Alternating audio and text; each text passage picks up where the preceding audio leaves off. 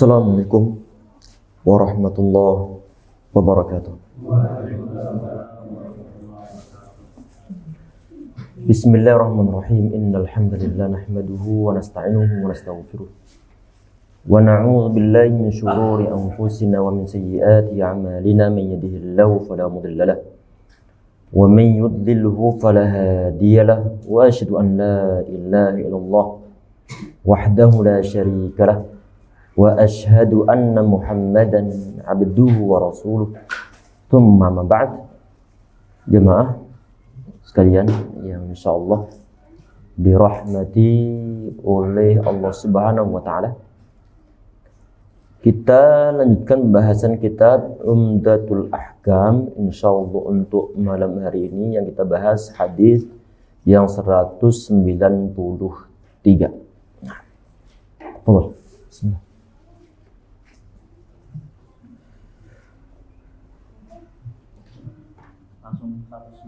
Iya. Bismillahirrahmanirrahim. Hadis 193 dari Abu Hurairah radhiyallahu anhu, dia berkata, kekasihku sallallahu alaihi wasallam memberi wasiat kepadaku dengan 3 perkara: berpuasa 3 hari dalam setiap bulan, 2 rakaat duha, dan agar aku sholat witir sebelum aku tidur. Tayyib, sampai situ dulu. Bismillahirrahmanirrahim. Di sini sahabat Abu Hurairah, beliau bercerita bahwa Nabi Muhammad SAW, kata beliau, awsani khalili bitalas, kekasihku yaitu Nabi Muhammad SAW, beliau memberikan suatu wasiat kepadaku untuk melaksanakan 3 hal ini. Yang pertama ada siyami salasata ayyamin min kulli syahr, berpuasa 3 hari setiap bulannya. Wa raka'atay duha, dan melaksanakan 2 rakaat salat duha. Wa an utira qabla an anama, dan agar aku salat witir sebelum aku tidur. Ini pesan singkat Nabi Muhammad secara personal kepada sahabat Abu Hurairah. Secara personal. Dan semua ulama mereka mengatakan bahwa suatu pesan, suatu wasiat yang Nabi Muhammad beliau sampaikan secara personal kepada salah seorang di antara sahabat, maka itu artinya adalah merupakan pesan ataupun wasiat kepada seluruh umatnya. Kecuali kalau memang ada dalil secara khusus bahwa itu adalah khusus untuk sahabat tersebut. Tetapi kalau nggak ada dalil, nggak ada petunjuk secara khusus, maka setiap ada pesan Nabi Muhammad SAW terhadap seorang sahabat, maka itu pun merupakan pesan ataupun perintah kepada seluruh umatnya. Berarti walaupun ini hadis adalah disampaikan kepada sahabat Abu Hurairah untuk melaksanakan 3 hal, tetapi ini pula tentunya yang perlu untuk kita amalkan. Yang menyangkut masalah apa? Nabi Muhammad beliau nyuruh agar kita berpuasa 3 hari setiap bulannya. Kemudian disuruh pula agar melaksanakan 2 rakaat salat duha. Sedangkan yang ketiga disuruh pula untuk melaksanakan witir sebelum tidur. Berarti ini kalau seandainya dilaksanakan, maka ini adalah sebagai suatu bentuk siklus ibadah seorang muslim setiap harinya ataupun setiap bulannya. Untuk setiap hari tentunya adalah menyangkut masalah 2 rakaat salat duha ataupun salat witir sebelum tidur. Sedangkan untuk bulanannya adalah menyangkut masalah puasa. Ini siklus semacam ini hanya orang-orang yang mendapatkan taufik dari Allah SWT yang bisa untuk melaksanakannya. Semoga Allah mudahkan kita semuanya untuk mempraktikkan sunnah Nabi Muhammad SAW. Lanjut. Syarah hadis. Perkataannya di dalam hadis Abu Hurairah radhiyallahu anhu, kekasihku Rasulullah sallallahu alaihi wasallam memberi wasiat kepadaku. Al-khulullah adalah bentuk cinta yang paling al-khullah adalah bentuk cinta yang paling tinggi. Oleh karena itu, beliau sallallahu alaihi wasallam berlepas diri dan menolak untuk menjadikan dari para makhluk sebagai seorang kekasih. Dan beliau mengabarkan bahwa Allah Ta'ala telah menjadikannya sebagai kekasih, sebagaimana dia telah menjadikan Ibrahim sebagai kekasih. Dan beliau bersabda, seandainya aku menjadikan selain Robku sebagai kekasih, maka pastilah aku akan menjadikan Abu Bakar sebagai kekasih. Atau seperti yang disabdakan oleh beliau, macam cinta yang paling rendah adalah kita perhatiin di sini. Ini dibahas tentang istilah al-khullah. Kok tahu-tahu membahas masalah istilah al-khullah itu karena kenapa? Karena dalam perkataan sahabat Abu Hurairah, beliau mengatakan awsani khalili, awsani khalili. Kekasihku, maksudnya adalah Nabi Muhammad sallallahu alaihi wasallam. Khalil itu adalah satu akar kata dari kata khullah. Kemudian beliau membahas khullah itu apa? Bukan khullah ya. Khullah yang menyangkut masalah air nih. Di sini adalah huruf kha, khullah. Ada khullah. Di sini beliau mengatakan bahwa al-khullatu hiya ala anwa'il mahabbah. Khullah itu adalah puncak tertinggi dari mahabbah. Mahabbah berarti kalau ada orang dia merasa ini kita memiliki mahabbah kepada Allah SWT, maka mahabbah ini dikalahkan oleh al-khullah ini. Dikalahkan oleh al-khullah. Karena ada suatu kedalaman cinta kepada Allah SWT yang dimiliki Nabi Muhammad SAW, ataupun yang dimiliki oleh seorang sahabat kepada sosok Nabi Muhammad SAW, yang tidak bisa ataupun nggak bisa untuk tersisihkan dari yang lainnya. Di saat cinta tersebut telah menempati level yang level yang tinggi, maka inilah yang disebut sebagai khullah. Sehingga di saat sahabat Abu Hurairah beliau mengatakan awsani khalili, kekasihku yaitu Nabi Muhammad SAW memberikan wasiat kepada diriku. Artinya bahwa cinta yang tertinggi dimiliki sahabat Abu Hurairah kepada seorang makhluk itu adalah kepada Nabi Muhammad SAW. Enggak bisa diisi dengan yang lainnya. Ini adalah istilah khullah. Tayyib. Kemudian di sini walihada huwa sallallahu alaihi wasallam tabarra'a min ayyattakhidha. Ini yang teks Arabnya ini. Tadi terjemahnya telah dibacakan Fajar. Walihada huwa sallallahu alaihi wasallam tabarra'a min ayyattakhidha min al-khalqi khalila. Oleh karena itu berhubung arti khullah itu adalah mahabbah yang tertinggi, sehingga di saat Nabi Muhammad SAW beliau misalnya membandingkan antara apakah ini sekedar cinta kepada Allah atau kepada selain Allah Subhanahu wa taala, maka Nabi Muhammad SAW beliau menjadikan khullah ini adalah untuk Allah Subhanahu wa taala dan tidak beliau berikan kepada seluruh umat manusia. Sehingga di saat dibilang ini Nabi Muhammad SAW di saat beliau memiliki khalil. Ini kira-kira siapa? Tentunya adalah Allah Subhanahu wa taala yang tidak tergantikan oleh yang lainnya. Oleh karena itu di sini dibilang bahwa Nabi Muhammad SAW beliau berlepas diri dari mengambil khullah ataupun khalil selain Allah Subhanahu wa taala. Kemudian dan beliau juga bercerita bahwa Allah takhadha khalila, dan beliau pun bercerita bahwa Allah Subhanahu wa taala telah menjadikan Nabi Muhammad sebagai seorang khalil, Berarti kalau sekian makhluk yang telah Allah Subhanahu wa taala ciptakan, ini apakah dari sekian makhluk ini ada yang menempati level khalil di sisi Allah Subhanahu wa taala atau tidak? Dibilang ada. Siapa? Yaitu Nabi Muhammad sallallahu alaihi wasallam. Itu yang pertama. Kama takhadha Ibrahim khalilah. Begitupun Allah SWT telah menjadikan Nabi Ibrahim alaihissalam sebagai seorang khalil. Berarti dari sekian makhluk dari zaman Nabi Adam alaihissalam untuk jenis manusia. Sampai nanti akhir zaman. Atau mungkin seluruh makhluk semuanya. Khalilnya Allah itu siapa? Hanya dua. Yaitu Nabi Muhammad sama Nabi Ibrahim alaihi salam. Tentunya untuk yang menyangkut Masalah Nabi Ibrahim alaihissalam, Allah subhanahu wa ta'ala dia mengatakan wattaqadallahu Ibrahim khalila. Dan Allah subhanahu wa ta'ala telah menjadikan Nabi Ibrahim sebagai seorang khalil.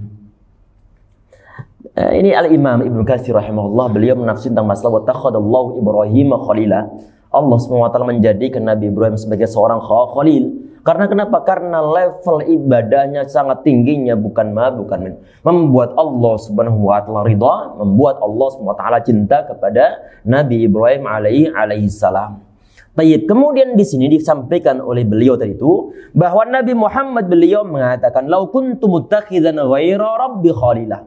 Kalau misalnya aku itu ingin menjadikan khalil selain Allah subhanahu wa ta'ala, kalau seandainya boleh, niscaya aku menjadikan Abu Bakar sebagai seorang khalil. Berarti Abu Bakar As-Siddiq radhiyallahu anhu, beliau adalah orang yang paling dicintai Nabi Muhammad sallallahu alaihi wasallam. Ini tentunya untuk hadisnya tentang masalah menjadikan sahabat Abu Bakar sebagai seorang khalil, ini adalah yang terdapat dalam riwayat Al-Imam Al-Bukhari rahimahullah. Kata Nabi Muhammad, "Lau kuntu muttakhidan khalilan min ummati latakhadtu Abu Bakrin." Kalau seandainya aku menjadikan dari kalangan umatku seorang khalil, niscaya aku jadikan Abu Bakar sebagai khalilku.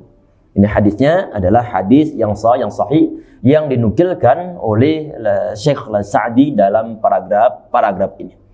Ini kenapa? Karena di saat umat manusia mereka pada mengkufuri Nabi Muhammad. Yang percaya pertama kali siapa? Ya Abu Bakar As-Siddiq radhiyallahu anhu.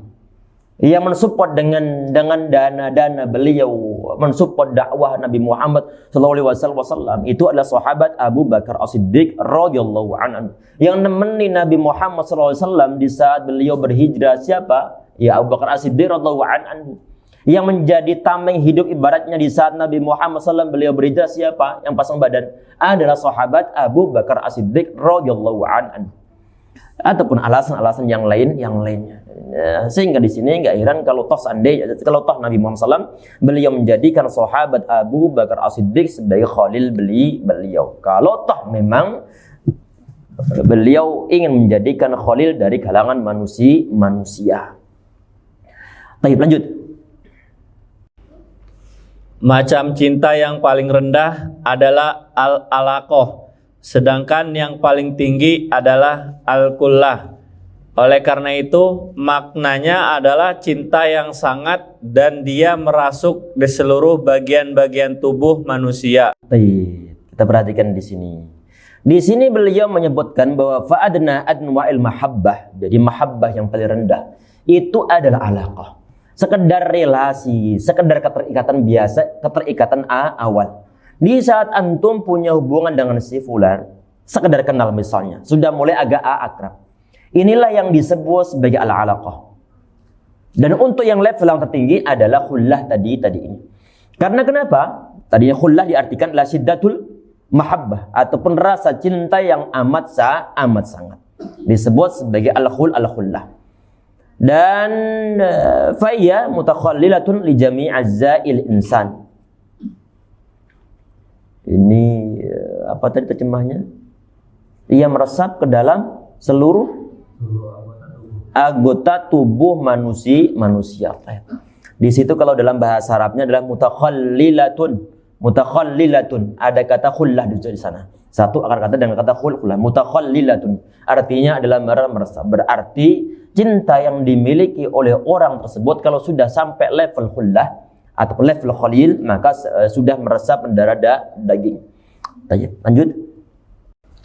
Sebagaimana dikatakan oleh seorang penyair, sungguh kau telah merasuki jalan ruh pada tubuhku. Dan dengan itulah seorang kekasih dinamakan seorang kekasih. Iya, ini adalah khalil disebut sebagai seorang khalil. Lanjut. Umat Islam telah menjadikan Rasulullah sebagai seorang kekasih. Namun beliau tidak menjadikan dari para makhluk sebagai seorang kekasih, sebagaimana yang telah lalu dijelaskan. Iya, taib. Kalau misalnya dibandingkan antara cintanya seorang tua kepada makhluk Allah Subhanahu wa taala yang lain, maka perlu untuk menempatkan Nabi Muhammad sebagai khalil satu-satunya. Sebagai khalil satu-satunya. Dan ini adalah sepakat semua umat Islam, semua para ulama. Sehingga bisa menjadikan Nabi Muhammad SAW sebagai khalilnya, maka artinya dia siap untuk menjalankan berbagai macam ketaatan kepada Nabi Muhammad sallallahu alaihi wasallam. Tayyib. Itu kalau kita itu bicara tentang masalah kira-kira ini orang yang pantas untuk dijadikan sebagai seorang khalil. Itu siapa? Tentunya adalah Nabi Muhammad sallallahu alaihi wasallam. Walaupun ini beratnya bukan main. Kadang-kadang kita bilang kita cinta pada Nabi Muhammad sallallahu. Kita merasa ngikut Nabi Muhammad SAW, tetapi kadang-kadang tindak tanduk kita tidak mencerminkan tentang kita adalah umat Nabi Muhammad SAW. Umat manusia berhubung lidah itu nggak bertulang ibaratnya, sehingga mudah untuk mengucapkan, ngeklaim pada diri sendiri bahwa mereka adalah cinta kepada Nabi Muhammad SAW. Menempatkan Nabi Muhammad di samping sebagai seorang habib biasa, tetapi sebagai seorang khalil. Tapi perlu untuk dibuktikan apakah benar pengakuan kita, klaim kita terhadap Nabi Muhammad SAW yang kita mengaku bahwa beliau adalah khalil kita. Maka bisa dibuktikan dengan tindak tanduk kita, ataupun kalau toh seandainya syariah yang dibawa Nabi Muhammad kita tempatkan di atas, mengalahkan hawa nafsu kita, maka klaimnya benar. Tetapi kalau seandainya hawa nafsu lebih tinggi daripada syariah yang dibawa Nabi Muhammad SAW, maka perlu untuk diperbaiki iman kita kepada Nabi Muhammad SAW. Tadi ini adalah dalam level kalau kita itu mencinta kita kepada sesama makhluk Allah Subhanahu wa Ta'ala. Tayyib. Kalau kita bicara tentang masalah Nabi Muhammad SAW, beliau tidak menjadikan seorang khalil pun dari kalangan manusia, termasuk Abu Bakar As-Siddiq. Kalau seandainya diizinkan, beliau menjadi Abu Bakar sebagai seorang khalil. Walaupun levelnya bukan level khalil, tetapi adalah sahabat Abu Bakar, orang yang paling dekat, yang paling cintai Nabi Muhammad sallallahu alaihi wasallam. Sehingga saat beliau ditanya tentang masalah orang yang paling kau cintai itu siapa ya Rasulullah? Beliau menjawab adalah Abu Bakar As-Siddiq radhiyallahu anhu. Baik, lanjut. Perkataan Abu Hurairah radhiyallahu anhu dengan 3 perkara. Wasiat untuk Abu Hurairah radhiyallahu anhu juga merupakan wasiat untuk seluruh umat. Tayyib. Nah, kita perhatikan di sini bahwa dalam hadisnya sahabat Abu Hurairah beliau mengatakan, "Awsani khalili bi thalath." Khalilku, kekasihku Nabi Muhammad SAW, beliau memberikan suatu wasiat kepada diriku untuk melaksanakan tiga hal. Tadi kita sampaikan di awal bahwa ini adalah pesan Nabi Muhammad secara personal kepada sahabat Abu Hurairah. Beliau mengatakan di sini, Syekh Sa'di rahimahullah, dan ini adalah perkataan para ulama yang lainnya tentang masalah apa? Tentang masalah wasiat yang disampaikan kepada sahabat termasuk Abu Hurairah, itu merupakan suatu wasiat kepada umat Nabi Muhammad sallallahu alaihi wasallam. Karena kenapa? Ada sebagian di antara kaidah al-ibratu bi'umumil lafzi la bi khususis sabab. Jadi yang jadi patokan itu adalah keumuman masalah lafadznya, bukan masalah kekhususan sebab yang terjadi. Artinya ini walaupun toh pesan terhadap Abu Hurairah, tetap berlaku untuk seluruh umat Nabi Muhammad sallallahu alaihi wasallam. Sehingga di sana Nabi Muhammad beliau memberikan pesan tentang 3 hal ini, maka itu pun pesan untuk kita semuanya. Termasuk yang pernah kita bahas sebelumnya bahwa sahabat Ali ibn Abi Thalib radhiyallahu anhu beliau mengatakan, "Nuhitu an aqra'al Qur'ana wa ana sajid aw raqi." Aku dilarang Nabi Muhammad SAW untuk melaksanakan untuk membaca Al-Quran di saat lagi sujud ataupun di saat lagi rukuk. Maka larangan ini pun berlaku untuk seluruh umat Islam. Ini adalah kesepakatan yang disampaikan oleh para ulama rahimahumullah wa ajma'in. Kita lanjut. Wasiat pertama, Abu Hurairah radhiyallahu anhu menyebutkannya dengan perkataannya, berpuasa 3 hari dari setiap bulan. Itu sebagaimana yang telah lalu dijelaskan dapat menyamai puasa selama setahun penuh. Kita perhatikan di sini. Di sini disampaikan bahwa perkataan Abu Hurairah di saat beliau diberikan wasiat Nabi Muhammad SAW agar berpuasa 3 hari setiap bulannya, sebagaimana yang telah kita bahas sebelumnya bahwa berpuasa 3 hari setiap bulan itu pahalanya adalah setara dengan pahala puasa setahun. Yang telah kita bahas sebelumnya bahwa wal hasanatu bi asyri amsalihha, bahwa suatu kebaikan itu pahalanya adalah dilipat gandakan menjadi 10. Kalau orang berpuasa 3 hari setiap bulannya, maka artinya 3 dikali 10, 10. Maka 30. Kalau keadaan semacam ini setiap bulannya kita dapatkan, maka tinggal mengalihkan 30 kali 12, yaitu sejumlah bilangan bulan. Maka otomatis orang kalau dia itu istiqamah untuk berpuasa setiap bulannya ada 3 hari, maka pahalanya ada setara dengan pahala setahun penuh. Ini sebagaimana yang telah kita bahas sebelumnya. Baik, lanjut.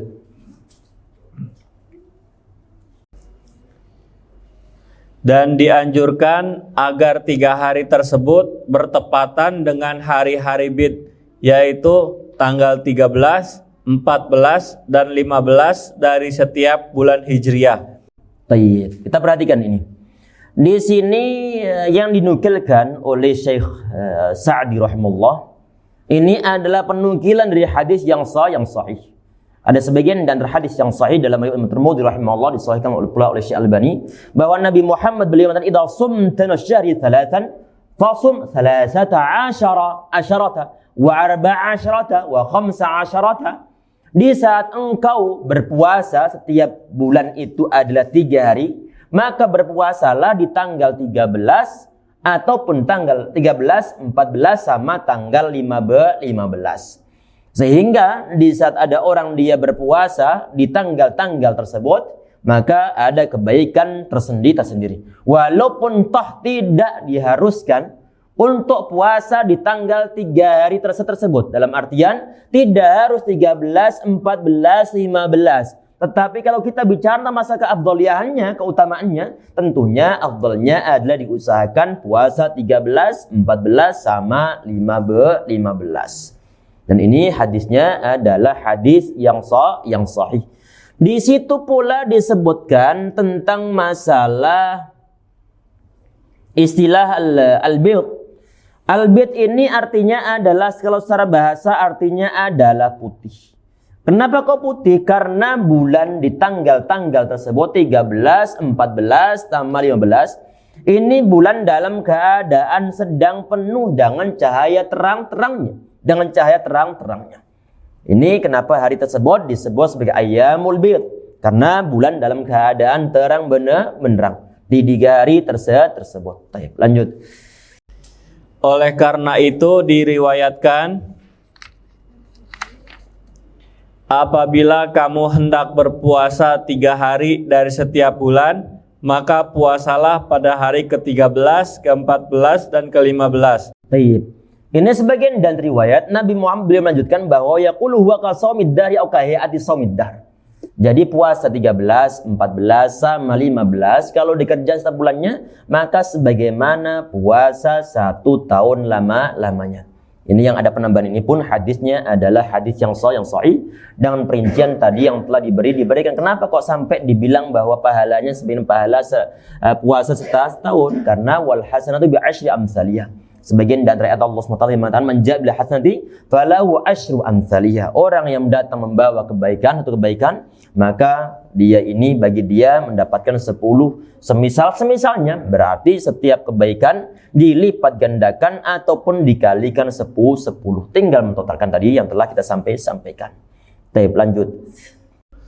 Sebagian ulama rahimahullah menyebutkan di antara hikmah dari pengkhususan hari-hari bid ada sebuah hikmah kedokteran, yaitu bahwa kelembapan cuaca akan semakin bertambah dengan bertambahnya cahaya bulan, sehingga dianjurkan untuk diringankan dengan berpuasa. Ini menyangkut masalah penafsiran. Sebagian di antara ulama menyangkut masalah syariat yang dibawa Nabi Muhammad, yang menyangkut masalah berpuasa 3 hari setiap bulannya. Lebih khusus lagi adalah untuk dilaksanakan tanggal 13, 14 sama tanggal 15. Para ulama mereka membuat suatu penafsiran. Sebagian dari ulama meneliti khususnya untuk para ilmuwan muslim yang terjun di bidang medis. Mereka menyimpulkan bahwa di tanggal-tanggal tersebut itu adalah kelembapan, tentunya pengaruh terhadap biologis manusia.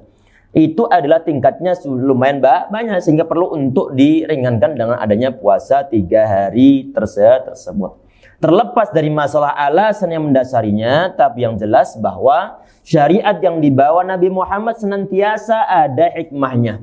Baik yang beliau sampaikan sendiri ataupun yang tidak beliau sampaikan alasannya. Tetap yang jelas Nabi Muhammad beliau mensyariahkan untuk melaksanakan puasa 3 hari setiap bulannya. Ada sebagian dari ulama klasik mereka mengatakan bahwa kadar cairan tubuh meningkat di hari-hari tersebut, sehingga menyangkut masalah emosi, menyangkut masalah nafsu, menyangkut masalah syahwat pun memuncak di hari-hari tersebut, sehingga perlu untuk dikendalikan dengan adanya puasa. Allahu a'lam. Ini menurut sebagian di antara ulama. Lanjut. Meski demikian, keutamaan akan tetap didapatkan dengan berpuasa 3 hari dari awal bulan, pertengahan bulan, atau akhir bulan. Nah, tadi apa? Akan tetapi yang lebih utama adalah dilakukan pada hari-hari bid. Secara umumnya, kan dalam hadis bab ataupun hadis yang kita bahas bahwa Nabi Muhammad SAW beliau nyuruh sahabat Abu Hurairah untuk berpuasa 3 hari setiap bulannya. Dan dalam hadis tersebut tidak ada pembatasan kapan pelaksanaannya. Ini adalah secara umumnya. Sehingga kalau adanya hadis adalah modelnya begitu, artinya kalau seandainya ada orang dia berpuasa awal-awal bulan 3 hari, maka telah mendapatkan suatu keutamaan puasa 3 hari setiap bulannya. Ataupun misalnya 3 hari dalam urutan yang kedua, maksudnya adalah tanggal 3, 4 ataupun 5, maka dia pun telah mendapatkan suatu kesunahan. Tetapi kalau misalnya ditanya kira-kira yang paling afdal itu tanggal berapa, maka jawabannya adalah dikaitkan dengan masalah disuruh untuk berpuasa tanggal 13, 14, 15, dan ini yang disebut ayyamul bid. Ayyamul bid. Ustadz, kebetulan anak tanggal 13, 14 itu lagi safar, agak capek. Maka bagaimana? Silakan untuk dicari di hari yang lainnya. Gak harus tanggal tersebut. Apalagi memang kita ada uzur. Jangan untuk puasa sunnah, untuk puasa Ramadan pun boleh, untuk gak puasa tinggal nanti fa'idu min ayyamin ukhar. Tinggal diganti, dikodoin di hari yang lainnya. Maka dalam masalah ini adalah bersifat fleksibel. Kalau dimungkinkan untuk puasa 3 hari tersebut di tanggal 13, 14, 15, maka silahkan untuk dilaksanakan. Kalau seandainya enggak, silahkan untuk bergeser di hari yang lainnya. Selama di 1 bulan tersebut. Mau di awal, mau di pertengahan, mau menjelang akhir, sudah mendapat suatu nilai keberkahan melaksanakan sunnah Nabi Muhammad SAW. Lanjut. Wasiat kedua, Abu Hurairah radhiyallahu anhu berkata, 2 rakaat duha waktunya adalah dari sejak meningginya matahari sekadar 1 tombak sampai sesaat sebelum tergelincirnya matahari. Kita perhatikan. Ini adalah wasiat Nabi Muhammad yang kedua kepada sahabat Abu Hurairah radhiyallahu anhu untuk melaksanakan sekedar 2 rakaat salat duha. 2 rakaat salat duha. Kalau ditanya hukumnya apa? Hukumnya adalah sunnah. Hukumnya adalah sunnah. Kalau ditanya kapan mulai waktu pelaksanaannya, ini yang perlu untuk diperhatikan. Di sini disampaikan oleh beliau, mahalluha min irtifai syamsi qida rumhin ila qabaila zawal. Yaitu pelaksanaannya adalah di saat matahari telah naik setinggi tombak. Tombak. Sampai kapan ini? Sampai sebelum matahari tergelincir ke arah barat. Maksudnya adalah setelah matahari ini sudah agak doyong ke arah barat, maka itu adalah waktu terakhirnya ataupun pas kebetulan masuk waktu sholat zuhur. Maka artinya kalau sebelum masuk waktu sholat zuhur, maka masih diperbolehkan untuk melaksanakan sholat duha. Tadi dibahas oleh beliau di sini, dibilang bahwa awal waktu pelaksanaan sholat duha itu adalah matahari kalau sudah sampai setinggi tombak. Qidarum ru'min. Ada sebagian dan riwayat hadis yang sahih bersumberkan dari Imam Muslim rahimahullah bahwa di saat Nabi Muhammad SAW beliau datang ke Madinah. Ini sebagian di antara sahabat mereka bercerita. Sahabat tersebut beliau mendatangi Nabi Muhammad, nanya, "Ya Rasulullah, akhbirni as-salah." "Ya Rasulullah, mohon engkau ceritakan pada diriku tentang masalah salat." Nabi Muhammad beliau nyuruh untuk melaksanakan salat subuh. Sholli subha, sholli salat subhi. Engkau salatlah subuh. Kemudian thumma qsir an salati hina tatlu'u asy-syams hatta tartafi'. Kemudian habis itu hentikanlah salat. Habis salat subuh, hentikanlah salat.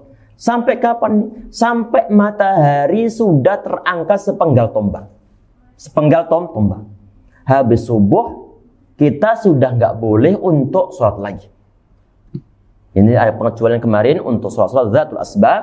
Nanti insya Allah kita bahas. Tapi sudah pernah kita bahas. Taib.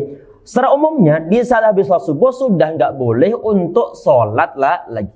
Kapan sudah boleh untuk sholat lagi? Di saat matahari sudah sepenggal tombak, tingginya. Kapan itu? Perhatian jemaah sekalian, ada istilah tulu'us syams, terbitnya matahari, ataupun asyuruk, ataupun syuruk. Di saat lingkaran matahari mulai batas atasnya lingkaran matahari sudah mulai kelihatan, inilah yang disebut sebagai tulu'us syams. Yang mana di waktu tersebut kita itu justru belum boleh untuk sholat. Perhatikan, di saat lingkaran matahari ini, bagian atasnya sudah mulai kelihatan, ini kita belum boleh untuk sholat. Karena kenapa? Karena fa'inna tlu'hina tlu'u syams, kita tlu'u baina qarna syaitan, karena syaitan itu dia muncul di antara dua matahari. Di saat matahari ini, matahari itu muncul di antara dua tanduk syaitan. Dan orang-orang kafir mereka pada sujud kepada syaitan tersebut di waktu-waktu itu. Sehingga untuk kaum muslimin gak boleh untuk sholat di saat matahari baru kelihatan lingkaran bagian atasnya. Gak boleh. Kapan dia boleh? Di saat sudah terangkat sepenggal tombak. Kapan itu? Dibuat konversi oleh sebagian dan antara ulama. Tadi itu matahari kalau sudah mulai kelihatan, ditambah sekitar 12 sampai 15 menitan. Ataupun 1 sampai 2 derajat naiknya. Berarti kalau toh misalnya di masjid kita ada timer tulisannya adalah syuruk ataupun tulu', maka ini kita jangan sholat dulu. Karena itu adalah mulainya matahari kelihatan. Matahari kelihatan. Berarti itu sebagai penanda bahwa itu matahari mulai kelihatan. Kalian jangan sholat dulu. Kapan sholatnya? Silakan untuk ditambah 1/4 jam ataupun mungkin 12 menit. Jalan insya Allah jamaah. Tayyib. Ini adalah batas awalnya. Batas awalnya kita sudah boleh untuk melaksanakan sholat duha. Tayyib. Terus untuk sholat syuruk bagaimana? Sebagian dan ulama mengatakan bahwa untuk sholat duha yang dikerjakan di awal waktu boleh untuk sholat tersebut, itulah sholat syuruk namanya. Termasuk ini yang disampaikan pendapat di antara Imam Tibi rahimahullah. Kemudian juga untuk ulama kontemporer termasuk Syekh Mubaz, termasuk Syekh Utsaimin rahimahumullah ajma'in. Termasuk dalam mazhab Imam Syafi'i rahimahullah, ini adalah yang dipegang oleh Imam Ramli rahimahullah. Termasuk di antaranya adalah Imam Ibnu Hajar Al-Haythami rahimahumullah ajma'in.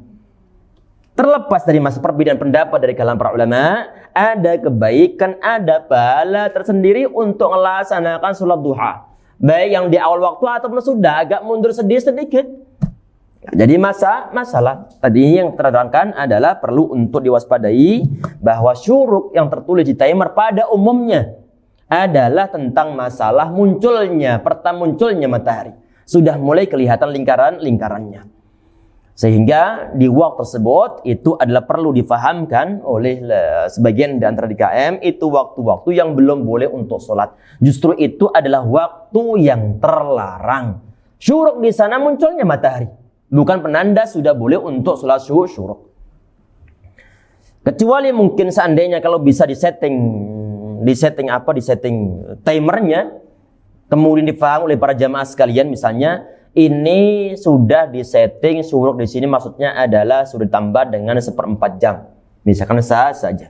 Kalau settingan awal, maka itu pada umumnya adalah tentang penanda masuknya atau mulai kelihatannya matahari. Kalau mulai kelihatan matahari tentunya adalah belum boleh untuk melaksanakan sholat duha. Kalau toh misalnya di sini syuruknya berapa? Ada tulisannya? Nggak ada? Iya.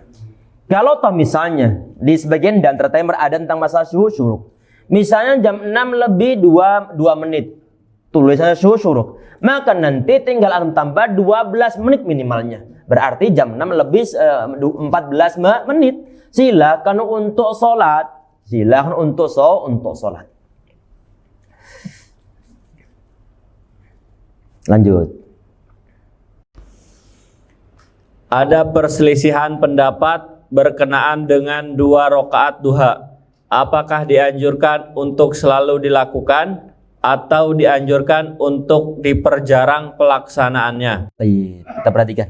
Ini menyangkut masalah saat para ulama mereka telah membahas masalah hukum sholat duha itu apa.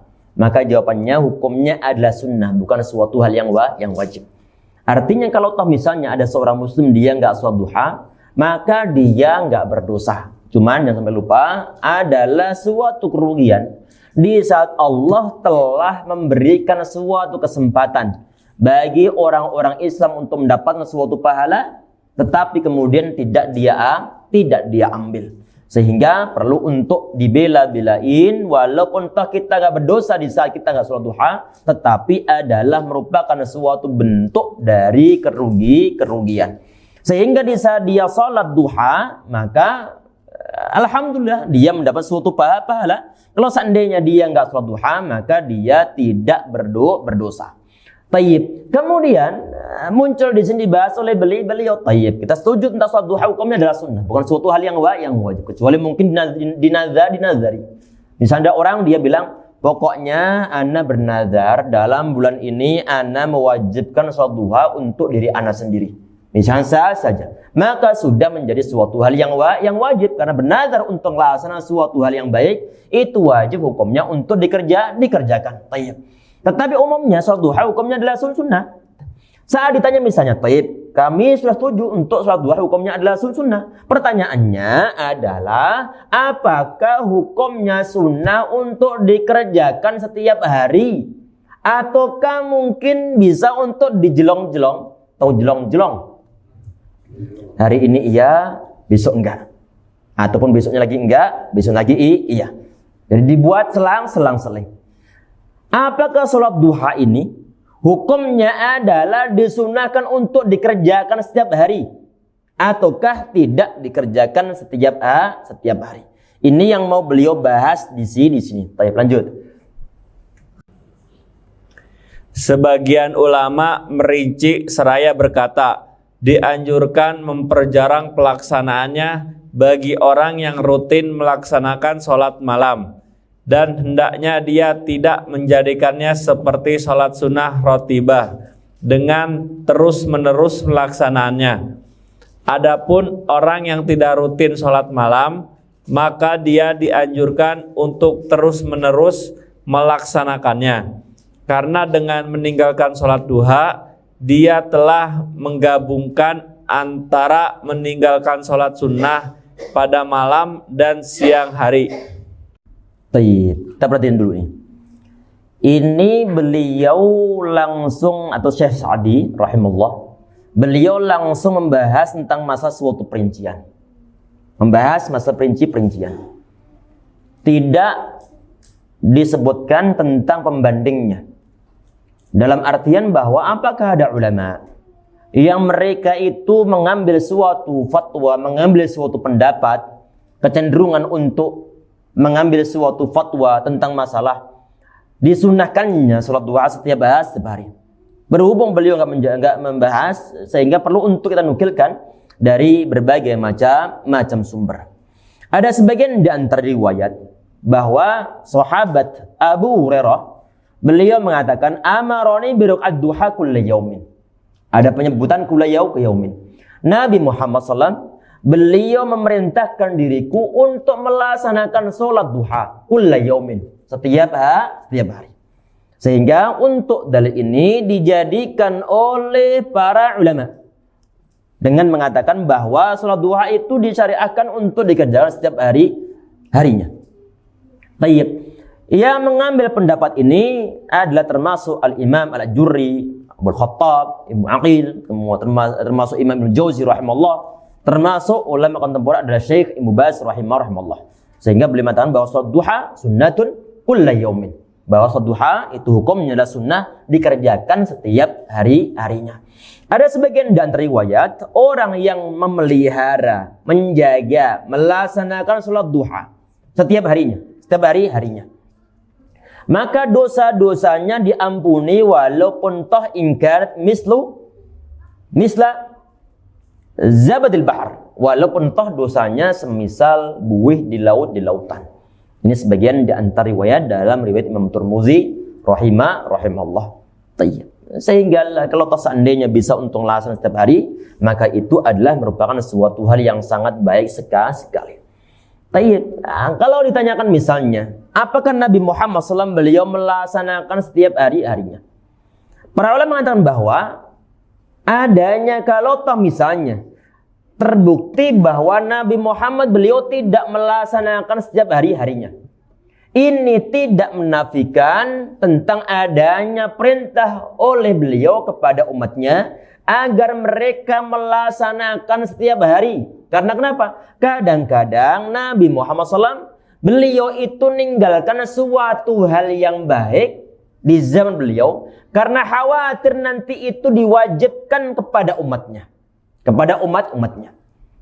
Tetapi Nabi Muhammad SAW beliau ingin umatnya beliau agar mendapat suatu pahala yang banyak. Tetapi kenapa Nabi Muhammad SAW kok beliau tidak melaksanakan setiap harinya? Karena khawatir nanti sholat duha akan diwajibkan oleh Allah kepada umatnya. Ini termasuk sebagian di antara jawaban para ulama yang mengambil pendapat bahwa sholat duha itu hukumnya adalah sunnah dilaksanakan setiap harinya. Baik, baru kemudian kita bahas yang dikatakan oleh Syekh Sa'di rahimahullah dalam kitab ini. Apa itu? Tentang orang-orang yang dia itu memiliki kebiasaan rutin di saat malam hari. Kebiasaan rutin ibadah di saat malam hari, qiyamul lail terus-terusan setiap harinya. Walaupun toh mungkin cuma 2 rakaat, walaupun toh mungkin cuma 3 rakaat dengan bilangan ganjil misalnya saja. Maka di saat dia itu punya ibadah rutin di saat malam harinya, maka disunnahkan sekali-kali tidak mengerjakan sholat duha. Tidak mengerjakan sholat duha. Tayyib. Kemudian bagi orang yang dia itu punya amalan ibadah malamnya, malam sudah ibadah kepada Allah Subhanahu wa taala. Maka kalau nggak punya tadi yang pertama yang pertama adalah tidak punya kalau malam harinya adalah dia punya rutinitas ibadah malam, maka di saat waktu sholat duha sekali-kali dia tidak perlu untuk sholat duha. Ini sebagian di antara ulama. Sedangkan bagi orang-orang yang tidak punya rutinitas di saat malam hari untuk beribadah kepada Allah SWT, maka silakan untuk mengerjakan duha setiap harinya. Dan mereka sebagian di antara ulama yang memperinci ini, kenapa kok begitu? Karena pesannya Nabi Muhammad kepada Abu Hurairah radhiyallahu anhu. Karena Abu Hurairah beliau tidak senantiasa ibadah malam. Sehingga bagaimana? Sehingga Nabi Muhammad beliau nyuruh sahabat Abu Hurairah untuk sholat witir sebelum beliau tidur. Karena kenapa? Khawatir nanti di saat malam hari beliau nggak bisa ibadah malam. Sehingga oleh Nabi Muhammad SAW disuruh untuk laksana witir sebelum tidur. Dan sebagai gantinya di saat siang hari beliau disuruh oleh Nabi Muhammad untuk sholat duha setiap harinya. Allahu a'lam. Tapi yang jelas tadi hadis yang menyangkut masalah kesunahan untuk sholat duha setiap harinya, itu hadisnya adalah hadis yang sahih. Baik, lanjut. Sebentar, ini waktu sudah agak di akhir ini, kurang 3 menit lagi sekitarnya. Sebentar, ini masih banyak. Masih banyak ini. Baik, sampai di situ insyaallah yang bisa kita bahas pada pertemuan kita kali ini. Nanti di pertemuan berikutnya kita bahas tentang masalah fadilah, keutamaan, tentang puasa, tentang sholat duha. Pahala yang sangat besar dan juga keutamaannya. Semoga kita bisa mengamalkan. Amin ya rabbal alamin. Subhan wa hamdika anta astaghfiruka wa atubu ilaik. Assalamualaikum warahmatullahi wabarakatuh. Waalaikumsalam warahmatullahi wabarakatuh. حي على الفلاح